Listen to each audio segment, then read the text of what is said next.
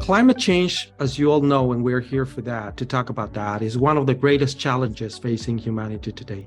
In the case of the Maldives, that challenge is practically an existential one. When we talk about the Maldives, we're talking about more than 1,200 scattered islands across the Indian Ocean. 80% of those islands have an elevation of around 1.5 meters. So we're talking really about a country whose existence is practically a risk should climate action fail. This is why we try our best to take a leadership role in the international climate negotiations because of our vulnerabilities, and to also collectively represent the voice of SIDS. And we want to focus on increasing the ambition on mitigation, adaptation, address loss and damage, and also to advocate for increasing finance flows to address the urgent needs for vulnerable countries like the Maldives.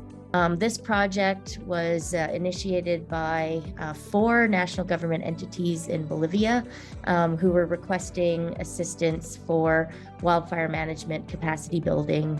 So why were they asking for assistance? So wildfires in Bolivia have been on the increase, like a lot of places in the world. I was working with CERNAP and MAIA, so the Protected Area Service and the Ministry of Environment and Water. I was really fortunate to visit 5 protected areas, and those are areas where there's limited sustainable development and natural resource extraction and usage by local indigenous communities or local communities in those areas. And there are also protected indigenous areas as well. So it's a really interesting context of protected area management that, as a person working for Parks Canada, it could take home a lot of good information as well.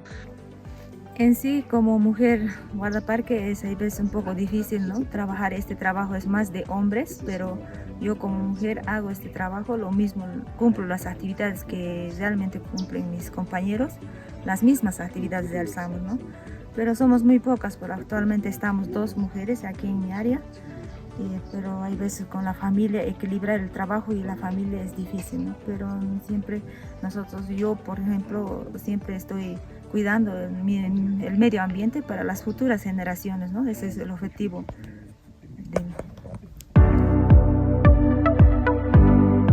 Let me start by just saying that it's been my pleasure to be a part of this in many ways. One is because this was quite unique in that we were able to bring a real attention to a victim-centered and trauma-informed approach. How do we help them? And I think for me, that was probably the biggest challenge, was getting that across to those officers that we were there for the needs of the victims. In January, I did go to the Gambia. That was the first time there. And that visit had a dual purpose. So the first one was to provide some technical assistance, or really training, as they had framed it, very unilateral training, and then to conduct a consultation and a needs assessment. Hey, thank you for the training. Thank you for the opportunity. We've had a few trainings in the past, but something like this allows us to focus on some of the practical experiences that we've had and chart a way forward, or maybe flesh out some of the misunderstandings, such as the issue of hearsay. On avait l'intention et vraiment le souci d'étudier en profondeur la question de la participation de la femme au marché du travail et d'essayer d'apporter des réponses et des éléments de discussion sur les raisons d'inactivité des femmes, et plus particulièrement avec l'approche analyse comparative entre le sexe qui est adoptée largement ici au Canada. De similarités et aussi d'expérience aussi comme moi qui aborde le ministère, donc j'apprends aussi sur les démarches, sur les échanges, comment établir ces rapports sur de bonnes bases. Et ce sont des aspects non négligeables dans la mise en œuvre de l'assistance technique. So Canada is promoting gender equality around the world. But who is Canada to do that?